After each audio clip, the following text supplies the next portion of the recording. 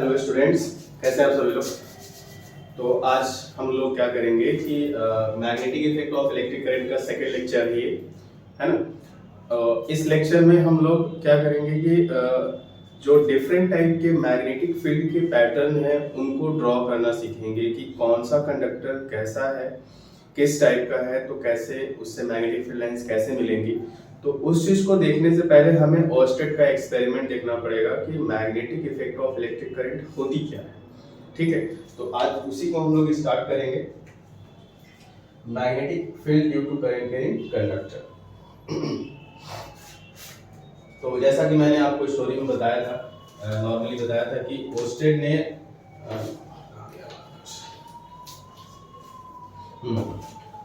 ने इसका दूसरा लेक्चर होगा आज।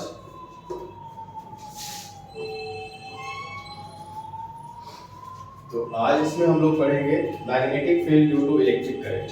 जो टॉपिक रहेगा आपका magnetic field due to electric current, due to electric current, या इसी को हम लोग कह सकते हैं ऑर्स्टेड एक्सपेरिमेंट भी कहते हैं। ऑर्स्टेड एक्सपेरिमेंट, ठीक है। तो ये आज की टॉपिक है। ऑर्स्टेड एक्सपेरिमेंट को हम लोग समझेंगे और देखेंगे कि उसके बाद डिफरेंट टाइप के हम लोग कंडक्टर्स यूज करेंगे और देखेंगे कि उससे किस प्रकार के मैग्नेटिक फील्ड के पैटर्न्स निकलते हैं। ठीक है, तो ऑर्स्टेड का एक्सपेरिमेंट समझने के लिए मैं आपको थोड़ी सी चीजें बताता हूँ, समझिए। हालांकि ऑर्स्टेड एक्सपेरिमेंट एग्जाम में तो आता नहीं है, बट बिना इसके आप मैग्नेटिक फील्ड को आगे जितने टाइप के शेप और साइज के हमारे कंडक्टर्स होंगे उसको समझ पाना मुश्किल है। ठीक है, तो पहले एक्सपेरिमेंट समझते हैं। अच्छा, जो मैग्नेटिक फील्ड है, मैग्नेटिक इफेक्ट है, उसके बारे में भी ऑर्स्टेड ने ही बताया था कि कैसे कोई करंट कैरिंग कंडक्टर जो है कैसे उसके चारों तरफ मैग्नेटिक फील्ड प्रोड्यूस हो जाता है। तो ऑर्स्टेड ने भी यही किया, कहा था कि जैसे कोई मैग्नेट किसी अपने मैग्नेट के चारों तरफ क्या करता है, एक मैग्नेटिक फील्ड बनाता है ना। उसके फोर्स, कोई भी आयनिक सब्सटेंस ले जाए, हम कोई मैग्नेटिक सब्सटेंस ले जाए तो उसको क्या करती है, उसको अपनी तरफ क्या करती है, अट्रैक्ट करती है, उसके मैग्नेटिक पैटर्न्स होते हैं। ठीक है, उसी तरह से अगर कोई कंडक्टर है और उस कंडक्टर में करंट फ्लो कर रहा है, जैसे ये वायर है, इस वायर में करंट फ्लो कर रहा है, तो इसके चारों तरफ भी एक क्या होता है, एक ऐसा एरिया बन जाता है जिसमें किसी चार्ज को ले जाने पर, है ना, वो आयरन सब्सटेंस को ले जाए तो क्या करता है, अपनी तरफ अट्रैक्ट करता है। अच्छा, दूसरी खासियत ये है कि मैग्नेट सिर्फ मैग्नेटिक सब्सटेंस को ही अट्रैक्ट करता है, लेकिन इलेक्ट्रिक करंट से जो मैग्नेटिज्म प्रोड्यूस होता है उसमें मैग्नेटिक सब्सटेंस तो आता ही है, साथ में चार्जेस को भी क्या करता है, वो अट्रैक्ट या रिपेल करता है। ठीक है, तो ये सब चीजों के बारे में भी देखेंगे हम लोग। फिलहाल हम लोग ऑर्स्टेड का एक्सपेरिमेंट समझते हैं कि है क्या। तो अगर दो लाइन की बात करें अगर इसमें, तो इन 1820 ऑर्स्टेड shows that, है ना, if the current flow in a conductor, तो क्या होगा, around the conductor there are magnetic field, चारों तरफ उसके क्या होगा, एक मैग्नेटिक फील्ड क्या होता है, प्रोड्यूस हो जाता है। ठीक है, एक सिंपल सी चीज है ये। तो कैसे हुआ ये चीज समझते हैं। तो ऑर्स्टेड ने क्या किया, एक वायर ले लिया, ठीक है, और इस वायर को क्या किया इन्होंने, इस वायर में इन्होंने क्या किया, करंट फ्लो कराया। ठीक है, और इसके अभी वायर में करंट फ्लो नहीं कर रहा है, और इसके पास एक इन्होंने क्या किया, निडल रखा। ठीक है, जो निडल है वो इस तरह से है। ठीक, आपने कंपास निडल देखी होगी, इस तरह से ऐसे रहती है वो, है ना, एक नॉर्थ होती है और एक साउथ होता है, इसका नॉर्थ और साउथ में इस तरह से रिप्रेजेंट करती है ये। तो अभी ये न्यूट्रल पोजीशन में है, बिल्कुल 0-0 पे, और वायर है हमारा ये, इस वायर में कोई करंट फ्लो नहीं कर रहा है।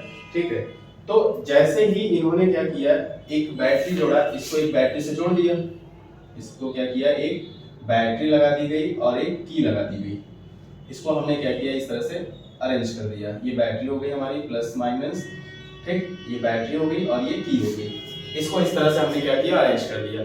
जब इसको अरेंज किया इन्होंने, और अभी की हमारा क्या है, ओपन है, निकला हुआ है, इसका मतलब इसमें करंट फ्लो नहीं कर रहा है। तो जो कंपास निडल थी इसमें 0-0 डिफ्लेक्शन शो कर रहा है। इसका मतलब ये है कि ये अर्थ के मैग्नेटिज्म को रिप्रेजेंट कर रही है। मतलब अर्थ का नॉर्थ ही इसका नॉर्थ होगा, इसका साउथ हो जाएगा। अर्थ का साउथ इस कंपास निडल का साउथ शो करता है, ठीक। अभी करंट नहीं फ्लो कर, लेकिन जैसे ही इन्होंने क्या किया, करंट फ्लो कराना स्टार्ट किया, जैसे ही करंट फ्लो कराना स्टार्ट किया, तो ये फर्स्ट स्टेप था। सेकंड स्टेप में मैं इसी में समझा दूंगा, ठीक है। जैसे अभी पहला डायग्राम आप बना लेंगे, उसके बाद आप करंट फ्लो कराएंगे। जैसे ही की को क्लोज करते हैं तो इसमें से करंट फ्लो होना स्टार्ट कर देता है ना। इसमें से क्या हो रहा है, करंट फ्लो कर रहा है। और जैसे ही करंट फ्लो करता है तो आपकी जो कंपास निडल है, अब पहले वाले केस में अभी तो करंट, ठीक है, अब इसको उल्टा करते हैं, थोड़ा करंट। अब जैसे ही इसमें करंट फ्लो किया तो आपका जो कंपास निडल था पहले न्यूट्रल डायरेक्शन में था, अब क्या करता है, वो इस डायरेक्शन में क्या करता है, डिफ्लेक्ट कर जाता है ना। इस डायरेक्शन में क्या करता है, ये थोड़ा सा डिफ्लेक्ट कर जाता है। तो इसका मतलब ये डिफ्लेक्शन क्यों शो कर रहा है, कंपास निडल तो डिफ्लेक्ट तभी होती है जब कोई मैग्नेटिक फील्ड होगा। अभी तक तो कोई मैग्नेटिक फील्ड नहीं था, लेकिन जैसे ही की को क्लोज किया हमने और करंट को फ्लो कराया तो आपने देखा कि कंपास निडल जो पहले जीरो पे था वो अब इस तरह से डिफ्लेक्ट हो गई। इसका मतलब ये है कि इस वायर के चारों तरफ कोई ना कोई मैग्नेटिक फील्ड हुआ होगा करंट फ्लो करने से, तभी तो ये इस डिफ्लेक्ट हो रही है, अदरवाइज ये डिफ्लेक्शन नहीं शो करता। अब जैसे ही डिफ्लेक्ट किया, इसका मतलब इसके अराउंड एक मैग्नेटिक फील्ड आ गई है, ठीक। इसके बाद इन्होंने क्या किया कि जब करंट की डायरेक्शन को चेंज कर दिया, मतलब अब करंट बैटरी को उल्टा लगा देते हैं, सेकंड वाले फिगर में बैटरी को उल्टा लगा देते हैं तो करंट की डायरेक्शन इधर हो जाएगी। और करंट की डायरेक्शन इधर होती है तो फिर न्यूट्रल करंट को बंद कर देंगे तो जीरो हो जाएगा। फिर जैसे ही करंट बैटरी को उल्टा करेंगे आप, करंट इधर से फ्लो करना स्टार्ट कर देंगे तो अब जो डिफ्लेक्शन था वो ऐसे हो जाएगा, मतलब अपोजिट डायरेक्शन। मतलब ये हुआ कि मैग्नेटिक फील्ड जो था उसकी डायरेक्शन क्या हो गई, चेंज हो गई। तो करंट की डायरेक्शन चेंज करने से मैग्नेटिक फील्ड की डायरेक्शन भी चेंज हो गई, ठीक है। तो यही चीज ऑस्टेड ने यही चीज इसको बताया था और इसको बाद में उन्होंने प्रूव भी कर दिया था, सिद्ध कर दिया था कि किसी भी कंडक्टर में करंट फ्लो कराते हैं तो उसमें क्या होता है, हमारा मैग्नेटिक फील्ड इंट्रोड्यूस हो जाता है।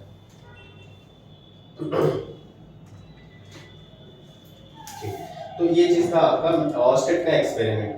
अब ऑस्टेड के एक्सपेरिमेंट में आप समझ गए होंगे ऑस्टेड का एक्सपेरिमेंट क्या था, है ना। इन्होंने ही सबसे पहले इंट्रोड्यूस किया था कि कोई भी कंडक्टर में अगर आप करंट फ्लो कराते हैं तो उस कंडक्टर के चारों तरफ भी क्या होता है, मैग्नेटिक फील्ड क्या होता है, इंट्रोड्यूस हो जाता है, ठीक है, ठीक।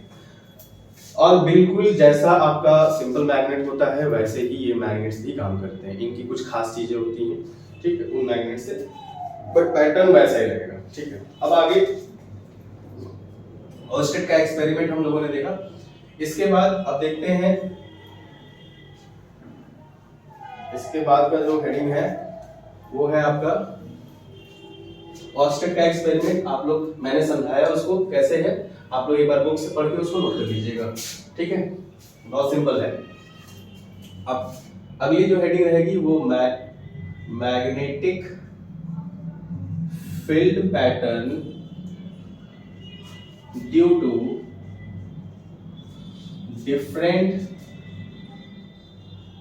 शेप्स ऑफ कंडक्टर,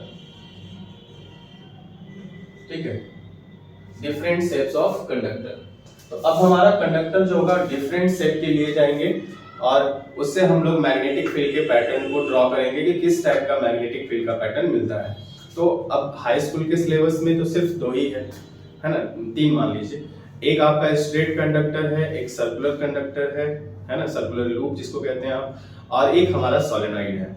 तो सोलेनॉइड तो मोस्ट इंपॉर्टेंट है। तो इन चीजों, हालांकि इससे कहीं ज्यादा है, आप जब 12th में जाएंगे तो बहुत सारी चीजों को पढ़ेंगे, लेकिन 10th में आपको यही तीन पढ़ने हैं, ठीक है। तो इस हेडिंग में सबसे पहला जो रहेगा, मैं आपको एक्सपेरिमेंट समझाऊंगा, आपको लिखने का काम खुद से करना है। तो पहला जो हेडिंग रहेगा magnetic field due to straight current carrying conductor, straight current carrying conductor, ये रहेगा आपका पहला हेडिंग। इस हेडिंग में हम लोग समझेंगे कि अगर हमारा वायर या कंडक्टर स्ट्रेट है, स्ट्रेट वे में है, तो उसका मैग्नेटिक फील्ड का पैटर्न कैसा मिलेगा, ठीक है। तो इसके लिए हम क्या करते हैं, इसके लिए हम लैब का एक्सपेरिमेंट बता रहा हूँ पूरा, कि लैब में हम क्या करते हैं, एक हम लोग इस तरह का एक स्टैंड लेंगे, ठीक है, ये आपका स्टैंड होता है, लो इस तरह का स्टैंड आपकी लैब में मिल जाएगा आपको, ठीक है। तो लैब में आप जब ये स्टैंड आप रखेंगे इस तरह से, और इसमें इस तरह से किसी चीज को फिक्स करने के लिए यहाँ पे एक वो लगा होगा, कॉर्क लगा होगा, ठीक है, और यहाँ पे एक ये आपको कसने के लिए दिया जाएगा, ठीक है। ये अब इसमें क्या करेंगे आप, इसमें एक आपको मोटा पेपर लेना है, ठीक है। मोटा पेपर लेने का मतलब जो आपका एक थोड़ा थिक हो पेपर, ठीक, या तो आप लकड़ी का कोई वुडन ब्लॉक रख सकते हैं, पतला सा लेयर का, ठीक है। तो ये दोनों चीजें हैं। इसमें आपको क्या करना है कि उस लकड़ी के कंडक्टर को इस तरह से आपको फिक्स करना है, ठीक।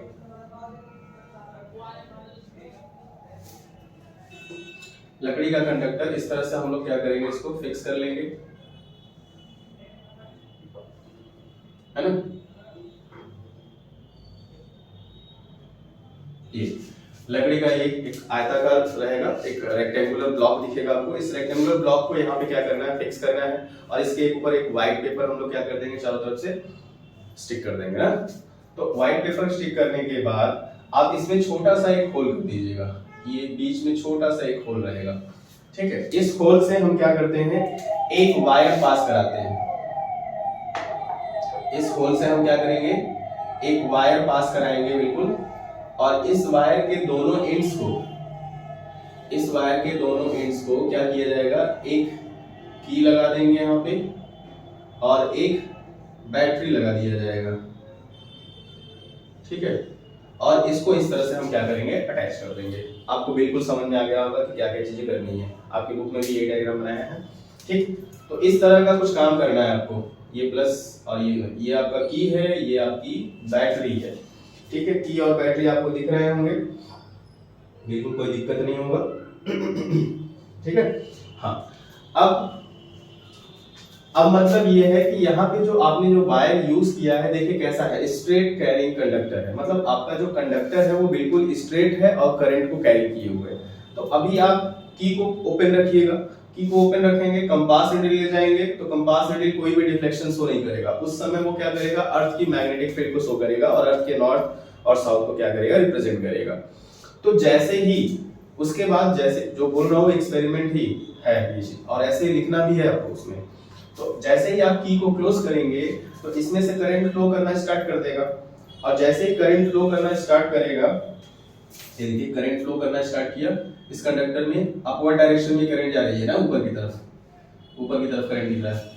तो जैसे ही इसमें करंट फ्लो करना जाएगा, स्टार्ट करेगा, तो आप जब कंपास नीडल को पास में रखेंगे तो इस तरह से उसमें आपके पैटर्न्स ड्रॉ होंगे। इस ऐसे ऐसे करके आप फिर से वही ड्रॉ कर सकते हैं जैसे स्टार्टिंग में मैंने बताया आपको। ऐसे रख करके कंपास नीडल से आप इसको उठाते जाएंगे, और इसके हेड टेल को इस पे पॉइंट पे रखते जाएंगे, और इसके हेड को क्या करेंगे, पॉइंट करते जाएंगे, और पॉइंट करते करते आप इस तरह के मैग्नेटिक फील्ड को ड्रॉ करेंगे। तो आपको लगेगा कि इसमें जो मैग्नेटिक फील्ड दिख रहा है आपको, उनका पैटर्न बिल्कुल कैसा आ रहा है, सर्कुलर वे में आ रहा है ना।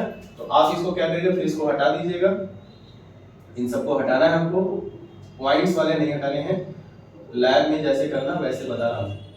आप इन सबको हटाइए, और बिल्कुल जो पॉइंट्स आपने नोट किए थे यहाँ पे ऐसे करके, उन सारे पॉइंट्स को मिला दीजिए। ऐसे मिलाते हुए जब ड्रॉ करेंगे तो आपको एक सर्कुलर वे में इस तरह से पैटर्न्स मिलेंगे, और डिफरेंट टाइप के पैटर्न्स आपको ऐसे मिलेंगे, ऐसे, है ना। ये तो आपको जब इसमें जब ड्रॉ करेंगे मैग्नेटिक फील्ड के पैटर्न को, तो मैग्नेटिक फील्ड लाइंस जो होती हैं कॉन्सेंट्रिक फॉर्म्स में आपको मिलेंगी। कॉन्सेंट्रिक फॉर्म्स में मिले मतलब जिसका सेंटर एक ही पॉइंट होगा, इस जो जहां का वायर होगा, जो वायर जहां से जा रही होगी,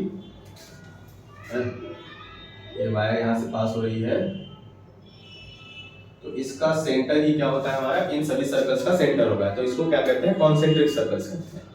सबका सेंटर यही होगा, और ये जो सेंटर होता है वो वायर के ऊपर होता है, मतलब वायर ही इनका क्या होगा, सेंटर होगा।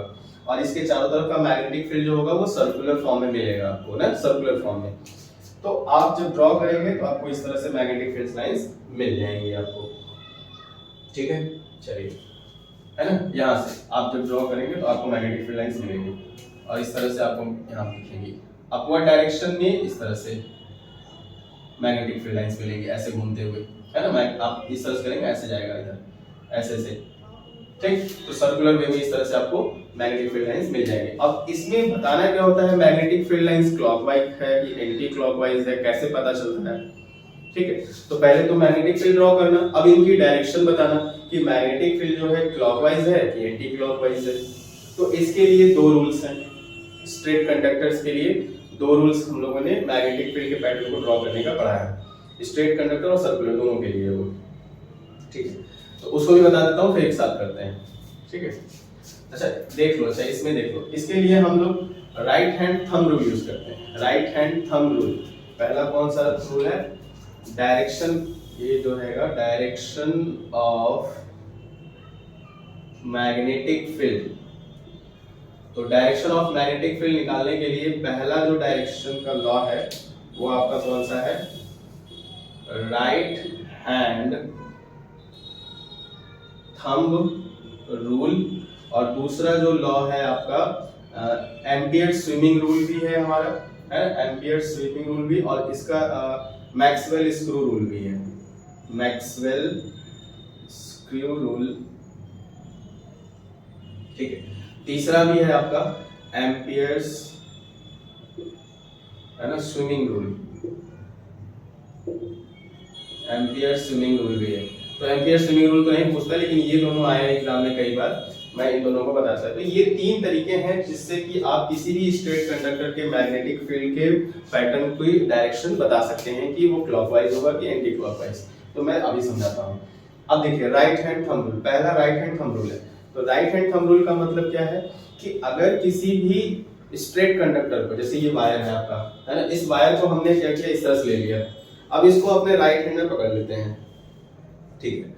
तो अपने राइट हैंड में जब पकड़ेंगे और करंट, अब ऐसे याद रखिएगा कि थंब जो है किस डायरेक्शन में होना चाहिए, करंट की डायरेक्शन में होना चाहिए, है ना। अब देखा देखिए, अगर इसको आप रखेंगे, इसको करंट की डायरेक्शन में रखेंगे आप इस तरह से ऊपर की तरफ, है ना, तो इसमें जो आपकी जो कर्ल फिंगर्स हैं, है ना, जो आपके राउंड फिंगर्स हैं, जो कर्ल फिंगर्स हैं, ये आपकी किसकी डायरेक्शन को बताएंगी, मैग्नेटिक फील्ड की डायरेक्शन को बताती हैं। समझ में आया, है ना। तो इसको लिखना कैसे, if we hold a current carrying conductor in our right hand, है ना, if we hold a current carrying conductor in our right hand and thumb is in the direction of current, thumb किस direction में हो, current हो, then curl finger represent the direction of magnetic field lines, है ना।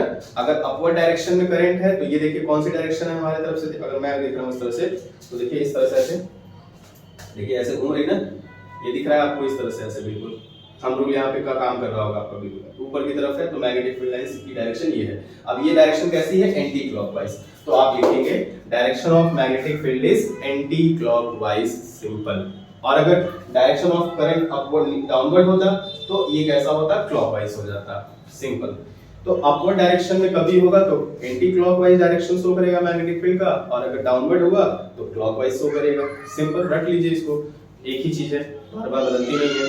तो ये right hand thumb rule हो गया आपका, ठीक। मैक्सवेल स्क्रू रूल क्या है कि if we hold a current carrying conductor in our right hand, है ना, जस्ट लाइक स्क्रू, जैसे स्क्रू लेकर आप कसते हैं ना ऐसे करके, तो स्क्रू को आप अपने राइट हैंड में इस तरह पकड़िए, तो कि जो स्क्रू का जो डायरेक्शन हो, जब आप उसको टाइट करते हैं किसी नट को, तो आप जो डायरेक्शन हो वो किसकी डायरेक्शन में हो, करंट की डायरेक्शन। जैसे आप नट को ऐसे लेकर कैसे कसते हैं तो आगे की तरफ जाती है ना, तो इस तरह से जाएगी आगे की तरफ, तो ये फॉरवर्ड डायरेक्शन जो होगी वो किसकी होनी चाहिए, करंट की।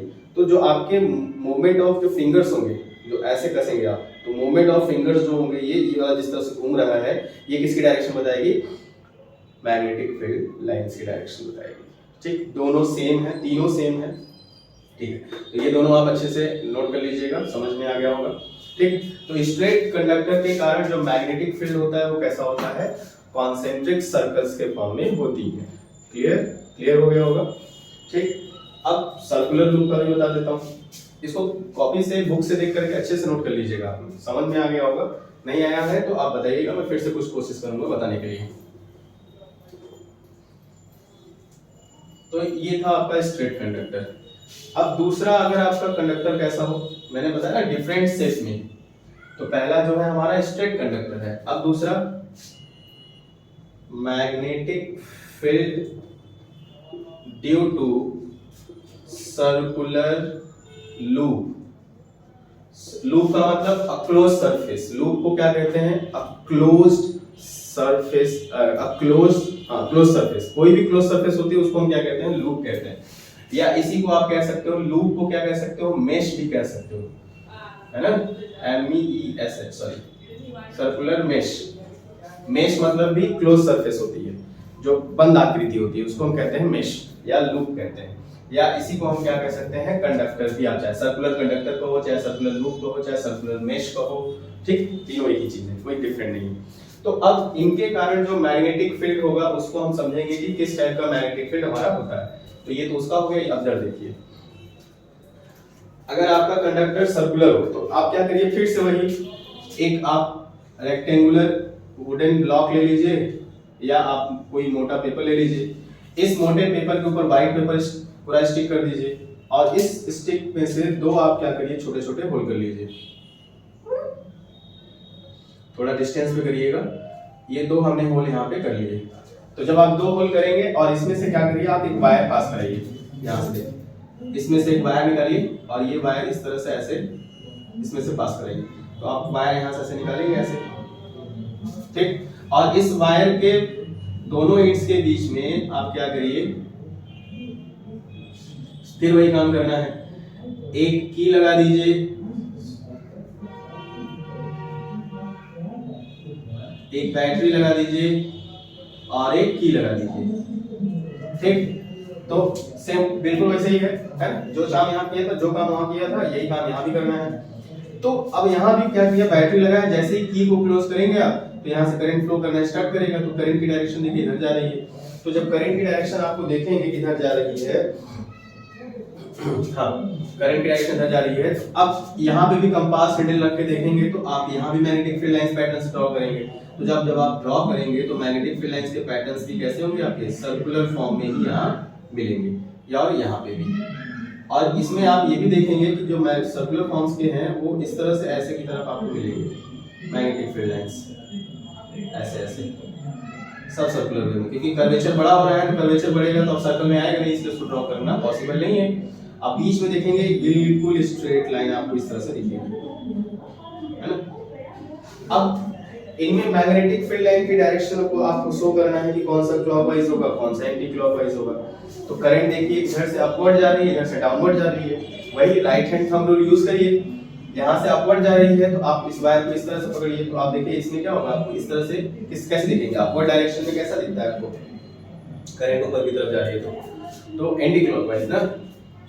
तो एंटी क्लॉकवाइज मतलब इसका पैटर्न जो होगा मैग्नेटिक फील्ड का कैसा होगा, इस डायरेक्शन में ऐसे इधर से जाते हुए दिखेंगे आपको, है ना, ऐसे दिखेंगे। और इसमें ऐसे दिखेंगे, ऐसे घूमते हुए। और इसमें क्या होगा, क्लॉकवाइज दिखेंगे। इसमें आपको इस तरह से अंदर जाते हुए ऐसे दिखेंगे। समझ में आ रहा है आप लोग को, है ना। राइट हैंड थंब रूल लगाइए दोनों पे अलग अलग, आपको पता चल जाएगा। तो इसमें करंट की, इसमें मैग्नेटिक फील्ड लाइन देखिए एंटी क्लॉकवाइज होंगी और इसमें क्लॉकवाइज होंगी। तो आपको ये दिख जाएगा। अच्छा, आपको दिख रहा होगा कि बीच में जो है स्ट्रेट लाइन, ऐसा पूछा भी जाता है कि in circular loop the magnetic field patterns are, क्या होते हैं, concentric circles, but in the middle the lines are parallel and straight.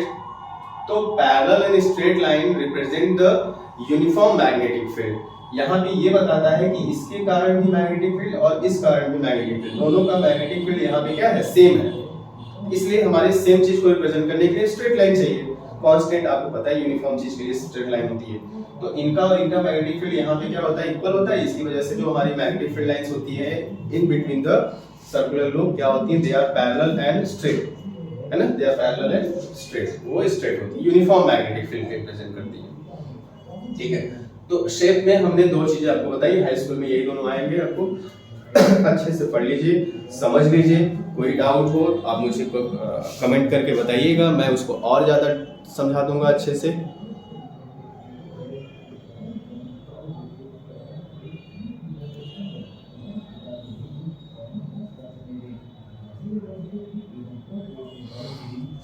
ठीक है, तो ये था। अब इसके बाद तीसरा जो है आपका सोलेनॉइड है। तो सोलेनॉइड को हम लोग अभी समझेंगे और इस वीडियो को यहीं पे एंड करेंगे, ठीक। लेकिन पहले अभी सोलेनॉइड के बारे में। तो इन दोनों के कारण जो सर्कुलर जो मैग्नेटिक फील्ड होगा उसके लिए मैंने तीनों लॉज बताया आपको, right hand thumb rule, Maxwell screw rule और एम्पियर्स क्या है स्विमिंग रूल, जो है तैरने का नियम कुछ होगा, पढ़ लीजिएगा वो राइट हैंड लेफ्ट हैंड कैसे है, बहुत इजी है, पढ़ लीजिएगा। तो ये हो गया हमारा दो शेप के। अब तीसरा जो है आपका magnetic field due to solenoid. Solenoid जो होता है सिलिंड्रिकल शेप होता है ना, तो सिलेंडर के कारण भी हम लोग मैग्नेटिक फील्ड पे पैटर्न को ड्रॉ करेंगे। और सोलेनॉइड जो है इंपॉर्टेंट है। आप मुझे कमेंट करिएगा जरूर कि आपको वीडियो अच्छी लग रही है, समझ में आ रहा है कि नहीं आ रहा है, बताइएगा जरूर कि कैसा लगा वीडियो, ठीक है। पूरा वीडियो देख लीजिएगा अच्छे से, एग्जाम का टाइम है, अच्छी चीजें हैं इसलिए मैं आपको दे रहा हूँ, आप इसका फायदा उठा सकिए, समझ सकते इसको, है ना। चलिए अब हम आते हैं अपने एक लास्ट और इम्पोर्टेंट टॉपिक पे, मतलब मैग्नेटिक फील्ड में लास्ट टॉपिक है सोलेनॉइड।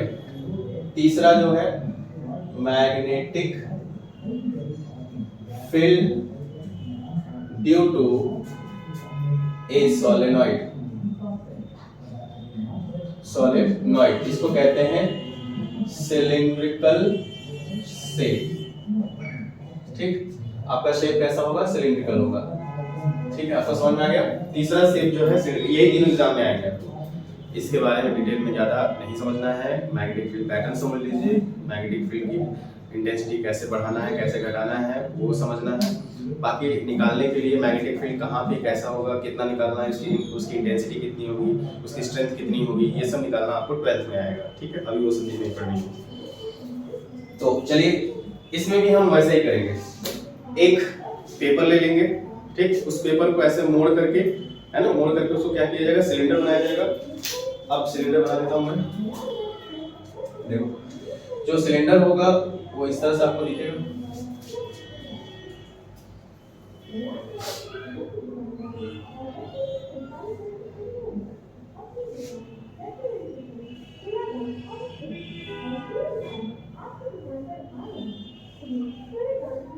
ठीक है, ये रहा सिलेंडर।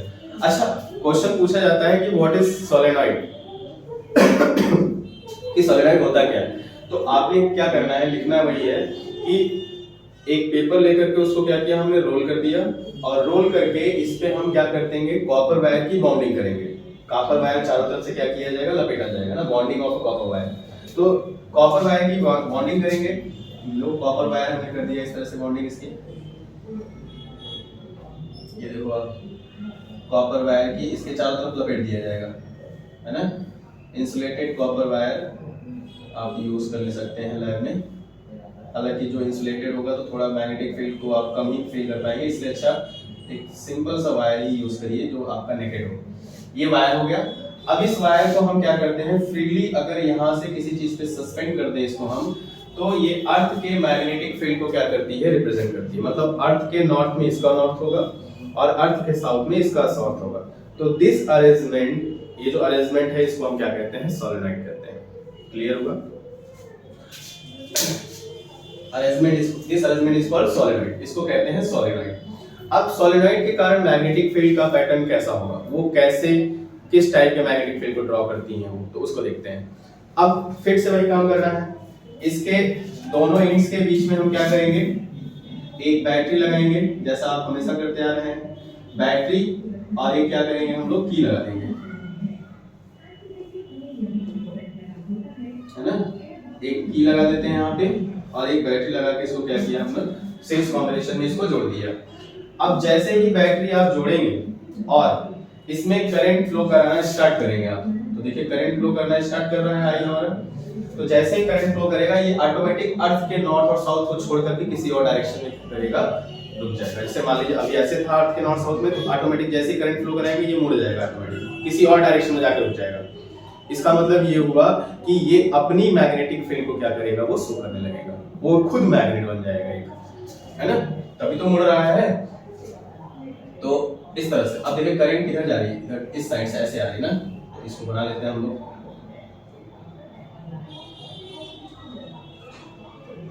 ये रहा। आप ध्यान समझिएगा इसको, करंट वायर को कैसे लिया है। ये रहा आपका कंडक्टर और वायर हमने इस साइड से लिया है ना, ये इस साइड से ऐसे ऐसे लपेटा है, ठीक है। ये वायर जो हम ले गए हैं ऐसे ले आए हैं, पीछे से ऐसे लपेटे हैं, ऐसे आगे से नहीं लपेटे हैं। करंट की डायरेक्शन ध्यान देना है आपको। तो अब इसको हमने लपेट दिया और इसमें इसको इस तरह से करंट फ्लो करना स्टार्ट किया। जैसे ही करंट फ्लो कराएंगे आप अर्थ के नॉर्थ साउथ को छोड़कर किसी और डायरेक्शन क्या करती है, एडजस्ट हो जाएगी, अपने नॉर्थ और साउथ को शो करने लगेगी। तो ये एक मैग्नेट की तरह काम करने लगता है। अब इसका मैग्नेटिक फील्ड पैटर्न ड्रॉ करते हैं। तो अगर आप चाहो तो अगर लैब में कर रहे हो तो लैब में आप इस आयरन स्प्रिंकल भी यूज कर सकते हो, नहीं है तो आप कंपास भी यूज कर सकते हो। तो कंपास से मैं ड्रॉ करना आपको बताता हूँ, इजी पड़ेगा। तो हम क्या करते हैं, कंपास नीडल यहाँ पे रखते हैं, ठीक है। कंपास नीडल लिखेंगे और वही वाला पैटर्न अपनाएंगे, हेड को पॉइंट करेंगे और टेल को उस पे रखते जाएंगे और आगे के पॉइंट्स निकालते जाएंगे। तो आप जब निकालेंगे और उनको मिलाएंगे तो आप भी देखेंगे इनमें मैग्नेटिक फील्ड लाइन पैटर्न कैसा होता है, इस तरह से मिलेगा आपको। इस तरह के आपको मैग्नेटिक फील्ड पैटर्न्स मिलेंगे आपको, है ना। ये देखिए आपको इस तरह से मैग्नेटिक फील्ड पैटर्न्स मिलेंगे। फिर उसके बाद जब आप अगली बार ड्रॉ करेंगे ऐसे जाते हुए तो ये इस तरह से मुड़ जाएगा, मतलब ये कि इनका मैग्नेटिक फील्ड यही तक था, इसके बाद का आगे का खत्म हो गया, है ना। इस तरह से ऐसे मुड़ जाएंगे, ये इस तरह से, ठीक। तो इस तरह से मैग्नेटिक फील्ड लाइंस मिल जाएंगे। लेकिन आपको ये नहीं पता चल रहा होगा कि नॉर्थ कौन सा है, साउथ कौन सा है। अब हालांकि आप यहाँ मैग्नेटिक फील्ड पैटर्न ड्रॉ करके कंपास नीडल से पता कर सकते हैं, जिधर पॉइंटेड करेगा वो साउथ का होगा, जिधर टेल होगा उसका नॉर्थ का होगा, क्योंकि नॉर्थ से निकलती है साउथ में जाती है, तो कंपास नीडल से तो पता चल जाता है। बट एग्जाम में इस पे डायरेक्ट क्वेश्चंस आते हैं, सीबीएसई बोर्ड में डायरेक्ट इसके डायग्राम्स बनाए जाएंगे, या तो करंट की डायरेक्शन देगा पोल्स पूछ लेगा, या तो पोल्स दे देगा करंट की डायरेक्शन पूछ लेगा। तो direction of magnetic field, direction of magnetic field, है ना, direction of magnetic field due to solenoid, due to solenoid, due to solenoid. तो इसके लिए हम कौन सा रूल यूज करते हैं, हम लोग यूज करते हैं क्लॉक रूल, ठीक है।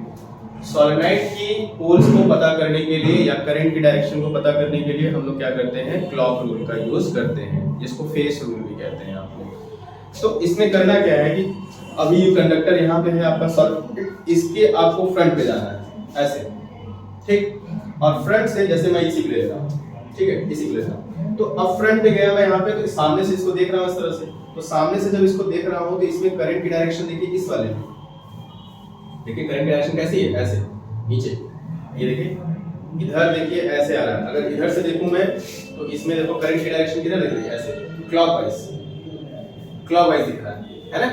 इसमें डायरेक्शन देखिए क्लॉकवाइज दिख रहा है और इधर से देखने पे एंटी क्लॉकवाइज। तो जिधर से आपको डायरेक्शन क्लॉकवाइज दिखे, जैसे ही आपको क्लॉकवाइज डायरेक्शन दिखे, सिंपल से इसको मारिए कौन सा आपका साउथ पोल है आपका, और जहां से एंटी क्लॉकवाइज दिखे वो आपका कौन सा पोल है, नॉर्थ पोल होता है। समझ में आ गया, क्लियर हुआ।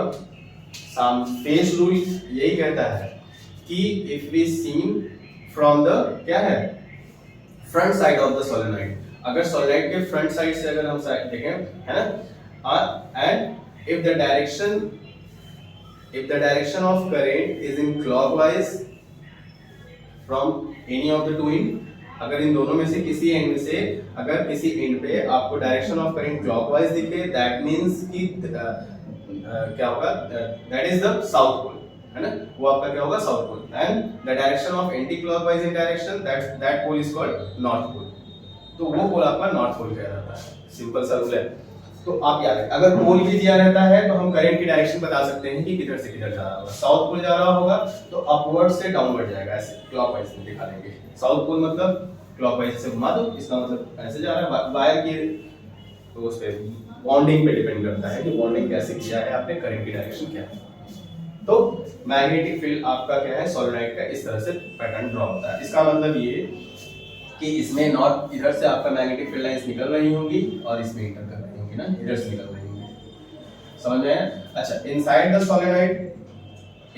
Solenoid the magnetic field lines are parallel, एक दूसरे के बिल्कुल पैरेलल होंगे, इस तरह से बिल्कुल पैरेलल होते हैं आपके मैग्नेटिक फील्ड लाइंस के पैटर्न, ठीक है। इसमें और इनसाइड द मैग्नेट आपको पता ही किधर जाएगा, नॉर्थ से निकलेगा साउथ में, तो इसकी डायरेक्शन क्या होगी, नहीं इधर से निकलेगा साउथ से नॉर्थ की तरफ होती है इनसाइड द मैग्नेट। जो मैग्नेटिक फील्ड लाइंस की पैटर्न होगी वो साउथ से नॉर्थ की तरफ जाएंगी। अच्छा, ये पैरेलल लाइंस क्या बताती हैं, और काफी क्लोज होती हैं और पैरेलल होती हैं। Inside the solenoid the magnetic field lines are close and they are parallel to each other. तो क्लोज एंड पैरेलल से शो करता है कि क्लोजनेस का मतलब the intensity of magnetic field is क्या होगा, हाई, स्ट्रेंथ इसकी हाई होगी। और पैरेलल का मतलब क्या होता है, दे आर पैरेलल, है ना, तो दे आर पैरेलल मींस कि the magnetic field is uniform inside the magnet. समझ में आया, मैग्नेट के अंदर मैग्नेटिक फील्ड हमारा यूनिफॉर्म होगा, और क्लोजनेस का मतलब कि दे आर क्या होगा, हाई इंटेंसिटी, उसके अंदर मैग्नेटिक फील्ड हाई इंटेंसिटी की होती है, सबसे ज्यादा कहां होती है, पोल्स पे। तो आपको लग रहा होगा कि ये बिल्कुल कैसा है, बार मैग्नेट की तरह बिहेव कर रहा है। जी हाँ, बिल्कुल यही सही है कि आपका जो सोलेनॉइड होता है वो बिल्कुल एक बार मैग्नेट की तरह ही बिहेव करता है, जस्ट लाइक बार मैग्नेट। ठीक है, अच्छा, इनकी मैग्नेटिक फील्ड इतनी है, अगर इसकी मैग्नेटिक फील्ड को और बढ़ाना है तो मैग्नेटिक फील्ड जो होता है, magnetic field is proportional to क्या होता है, आई। अगर आप इस करंट की इंटेंसिटी को बढ़ाएंगे तो इसकी मैग्नेटिक फील्ड क्या होगी, और बड़ी हो जाएगी। मतलब छोटा था पहले, करंट बढ़ाया तो और बड़ा मैग्नेटिक फील्ड मिलेगा। दूसरा, इसको B से बताते हैं ना, मैग्नेटिक फील्ड B से बताते हैं, प्रोपोर्शनल टू I। दूसरा B proportional to N, N मतलब number of turns of wire. ये जो वायर का टर्न्स आपने किया है ना, इसको नंबर ऑफ टर्न्स, जितना ज्यादा टर्न्स करेंगे मैग्नेटिक फील्ड उतना ज्यादा होगा। ठीक, इन दोनों पे डिपेंड करती है। तीसरा जो है, अगर इसके अंदर आप एक सॉफ्ट आयरन कोर का रॉड डाल दीजिए, है ना, जैसे हमारा सिलेंडर है उसके अंदर हमने एक सॉफ्ट आयरन कोर मोटा सा डाल दिया, तो इसके अंदर अगर रॉड डाल देते हैं आयरन कोर, सॉफ्ट आयरन का, तो इसकी फील्ड भी क्या होती है, फिर भी क्या होती है, हमारी बढ़ जाती है। मतलब मैग्नेटिक फील्ड की अगर हमें बढ़ाना है तो इसको अपने हिसाब से हम कम ज्यादा मैग्नेट बना सकते हैं, स्ट्रॉन्ग। इसीलिए इस टाइप के मैग्नेट को हम लोग इलेक्ट्रोमैग्नेट कहते हैं। समझ में आया इलेक्ट्रोमैग्नेट क्या होता है, ये एक आर्टिफिशियल मैग्नेट है। इसको बहुत ज्यादा स्ट्रॉन्ग कर सकते हैं, बहुत ज्यादा स्लो कर सकते हैं, जहां जैसी जरूरत पड़ती है उस हिसाब से हम इसकी स्ट्रेंथ को क्या कर सकते हैं, चेंज कर सकते हैं। That's why this is very useful in electricity. Electricity आप एसी जब करंट प्रोड्यूस करते हैं, है ना, जब हम लोग डैम्स वगैरह से करंट प्रोड्यूस करते हैं तो उसमें जो मैग्नेटिक फील्ड जो प्रोड्यूस किया जाता है वो यही होता है, इलेक्ट्रोमैग्नेट ही होता है, स्ट्रॉन्ग मैग्नेट। क्योंकि वहाँ पे बहुत ज़्यादा मात्रा में करंट फ्लो कराना है हमको और बहुत हाई इंटेंसिटी की करंट प्रोड्यूस करनी है। अभी इंडक्शन में बताऊंगा कैसे। तो इस चीज़ के लिए हम क्या करते हैं, इसी मैग्नेट का यूज़ करते हैं। वहाँ पे इलेक्ट्रिसिटी फॉर्मेशन में इसी का यूज़ किया जाता है, मैग्नेट की जगह पे। तो बहुत ज़्यादा बोल दिया, तो अब आपको मेरे ख्याल से समझ में आ रहा होगा। ठीक है, तो ये आपके मैग्नेटिक फील्ड का पैटर्न हो गया। अब इसके बाद हम लोग क्या करेंगे, इस कंडक्टर पे लगने वाले फोर्स के बारे में पढ़ेंगे। तो वो आपका अगला टॉपिक होगा, अगले वीडियो में आएगा। फिलहाल ये दूसरा वीडियो, आप इसको एंजॉय करिए, समझिए, नोट्स बनाइए, एक बार कर लीजिएगा। ठीक है, क्लियर है सबको, समझ में आएगा। अच्छा हाँ, वीडियो को शेयर कर दीजिए और लाइक करके कमेंट करिएगा कैसा लगा वीडियो। ठीक है, थैंक यू सो मच। तैयारी करिए आप लोग अच्छे से।